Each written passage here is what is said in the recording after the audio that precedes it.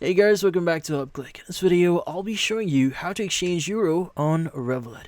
But first, check our special offer in the description. So, let's get started. So, if you want to exchange Euro in the Revolut app here, maybe like receive Euro or even sell Euro, well, this one is quite easy. The first thing that you want to do is you want to open up the Revolut app and access your account.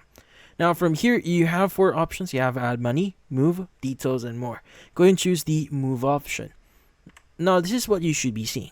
Now, the thing with this one is you should be able to identify and fill out some details. Now, first is we have the first currency at the very top. So that's, as an example, we have GBP. And the second currency is which is by default going to be Euro, or it depends on your account.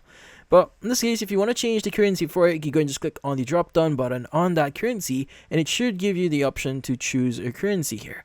Now, from then on, once you've chosen your currency, it should now be updated at the move money section.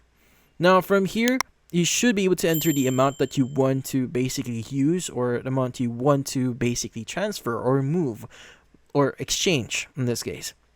And also, just to give some idea, the arrow here actually signifies what you're exchanging. Like, for example, in our case here, we are exchanging our GBP to Euro. So basically, we are exchanging that. So if you click on the arrow, it should reverse the transaction. So you're now converting Euro to GBP. So depending on where the arrow is pointed, that's where, or that's what you're currently converting.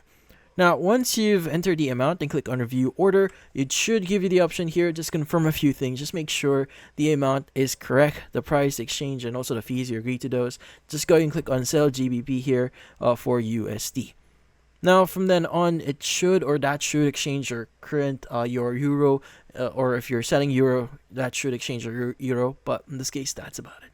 So if you found this video helpful, hit the like and subscribe button, and watch our next video.